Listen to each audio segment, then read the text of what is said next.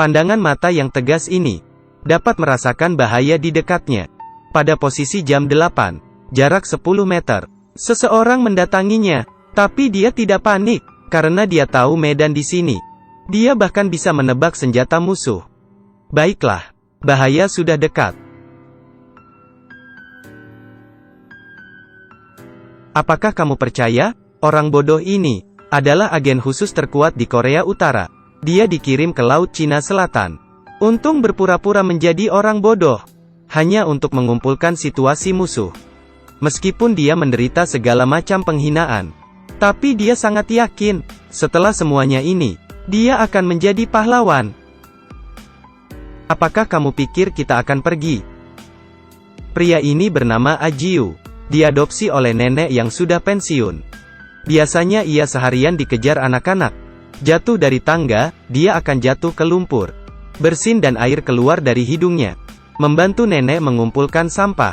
Dia membuat plastik sampah rusak dengan bodohnya. Semua orang menertawakannya, tapi dia menertawakan orang lain karena tidak ada yang tahu. Untuk kebanggaan negaranya, Ajiu melakukan ini. Dia berjongkok di dekat tiang listrik. Dia melepas celananya di depan umum dan mulai buang air. Ini ia lakukan 6 bulan sekali. Tapi pada saat ini, ada seorang gadis cantik muncul. Seperti itu, masa mudanya terkubur di sini. Kehidupan seperti idiot selama 2 tahun ini sangat sulit. Tapi untung ada paman kurir yang juga agen khusus. Tapi dia telah bersembunyi di desa selama 16 tahun. Kehilangan semangat setelah bertahun-tahun. Paman mengeluarkan foto sekelompok wanita. Dia berkata, mari kita dukung mereka bersama-sama. Ajiu sangat marah. Bagaimana agen khusus dapat melakukan hal ini? Lihatlah bagaimana Ajiu hidup. Dia akan menunjukkan tubuh berototnya di malam hari. Memulai pelatihan iblis. Tubuh ini, gaya rambut ini. Dia terlihat seperti Bruce Lee. Tiba-tiba seseorang berteriak di luar pintu. Ajiu memperhatikan bahwa itu tidak bagus. Dia membuka pintu dan melihatnya. Itu adalah seorang pria berambut kuning. Orang itu naik dan pura-pura melepas sepatunya. Nyatanya, dia mencari kesempatan untuk menembak. Satu tangan menikam, satu memotong. Semua diblokir oleh Ajiu. Pria itu sangat ahli. Setelah perkelahian, dia bahkan bisa menyamai Ajiu. Sebenarnya Huang Mao dan Ajiu berasal dari tentara yang sama. Dia selalu ingin menjadi nomor 1 sejak dia masih muda. Huang Mao juga telah dikirim untuk melakukan tugas agen rahasia. Dia juga mengatakan bahwa tugas yang diberikan kepadanya oleh atasan, jauh lebih penting. Ajiu sedang terburu-buru. Seberapa penting? Huang Mao tidak menjawab. Dia dengan cepat kabur. Ajiu sangat iri. Suatu hari dia mengendarai sepeda untuk melacak Huang Mao. Dia bertemu dengan paman kurir di jalan. Baiklah. Meminjam sepeda paman untuk mengejarnya. Dia mengikuti sampai ke gedung. Sebenarnya Huang Mao terlibat dalam acara pencarian bakat. Semua orang memainkan lonceng dan peluit. Tapi giliran Huang Mao.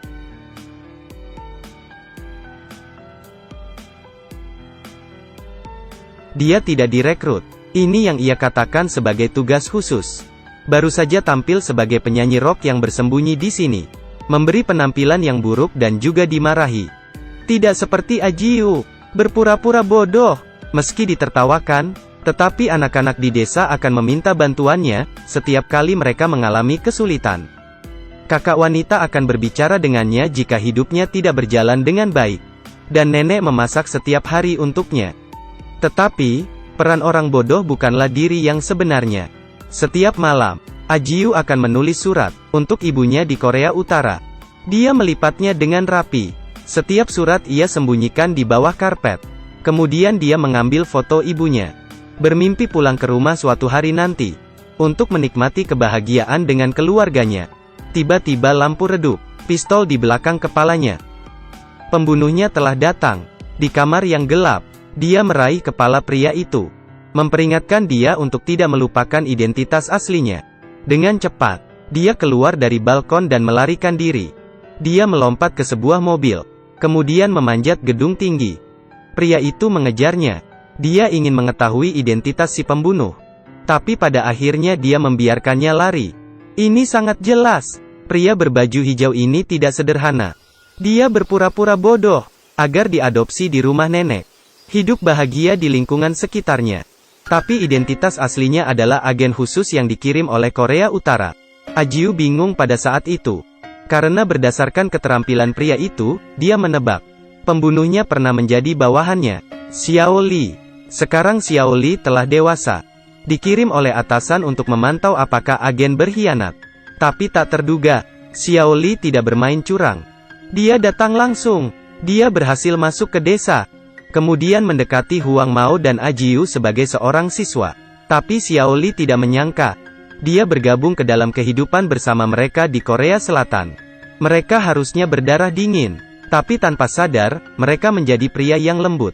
Nenek diganggu oleh pengganggu hari itu. Pria itu berbicara buruk padanya. Dia bahkan sengaja menjatuhkan sesuatu.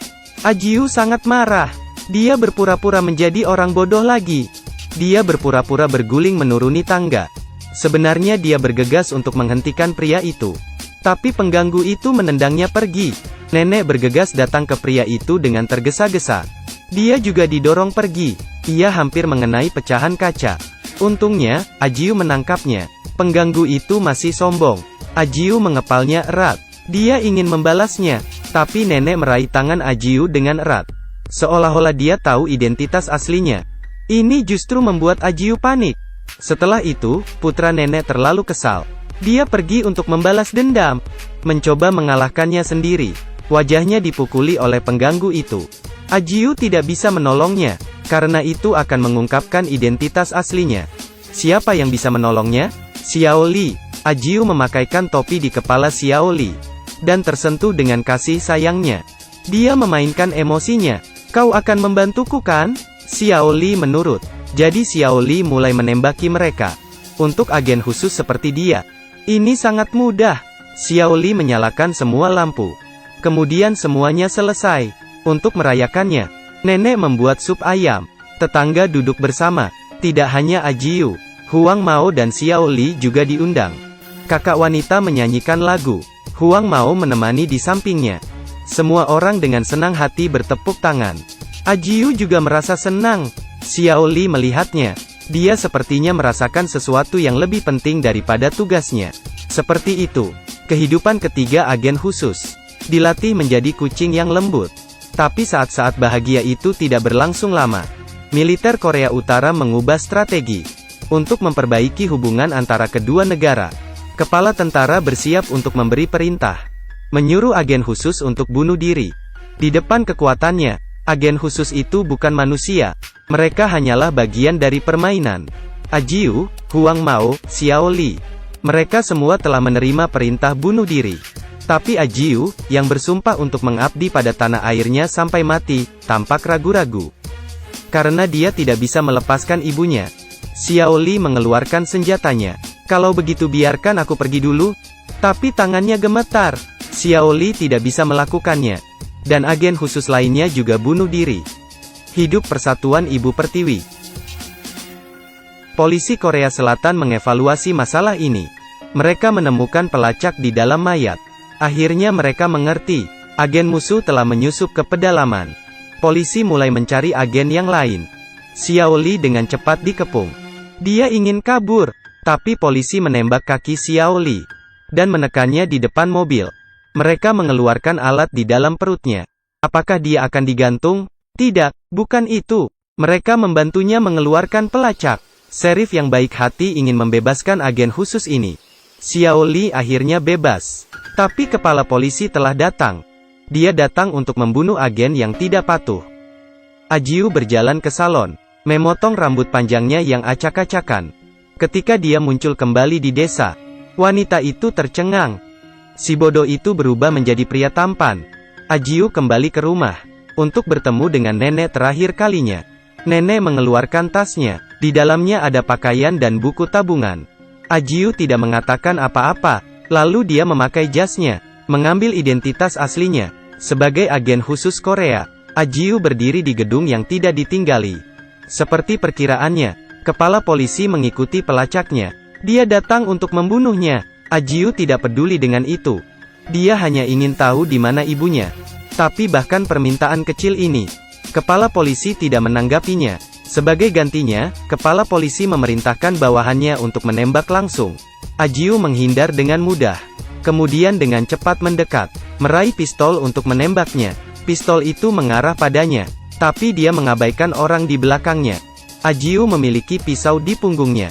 Dia kehilangan kemampuan tempurnya. Kepala polisi itu menendangnya ke bawah. Ajiu hampir tidak bisa bangun. Dia menemukan bahwa anak-anak di desa ada di dekatnya. Mereka berpikir, si idiot Ajiu buang air sembarangan lagi, dan mengeluarkan payung untuk menyembunyikan rasa malunya. Bagaimana Ajiu bisa menyakiti anak selucu itu? Pembunuh itu mengikutinya. Dia hampir melukai anak itu dengan satu tembakan. Untungnya, Ajiu menolong mereka. Pada saat darurat itu, Huang Mao datang dengan cepat. Dia memukulnya, lalu menyuruh Ajiu dan anak-anak masuk ke dalam mobil. Mereka kabur dengan cepat, dan akhirnya selamat. Ajiu mengirim anak-anak keluar dari mobil, siap menghancurkan segalanya. Mereka datang ke gedung itu lagi. Mereka bertemu dengan Paman Kurir. Paman juga merupakan agen khusus yang ditinggalkan. Biasanya menyamar sebagai kurir di desa. Dia telah mengintai selama 16 tahun. Dia membawakan mereka sekantong senjata. Huang Mao membuka dan melihatnya. Mengapa tidak ada satupun senjata? Sikap Paman berubah dalam sedetik. Ternyata dia masih memiliki identitas ketiga. Profesor ilmu politik dari universitas di Korea Utara. Tujuan sebenarnya ia ke sini adalah untuk membuktikan bahwa agen khusus akan berkhianat suatu hari nanti. Paman memberi perintah. Bawahannya bergegas, berurusan dengan dua orang ini. Ajiu dan Huang Mao, pasukan elit. Setelah pertarungan mematikan ini, semua orang yang jatuh adalah bawahannya. Hanya Paman yang tersisa. Ajiu bertanya bagaimana kabar ibunya. Paman berkata, untuk mencegah agen khusus agar tidak terganggu, anggota keluarga mereka telah dieksekusi. Ajiu berlutut di tanah. Dia sangat kecewa. Tapi di lantai bawah, kepala polisi itu sudah datang. Huang Mao membantu Ajiu melarikan diri ke atas. Pada saat itu, Huang Mao menerima berita tentang pertunjukan bakat.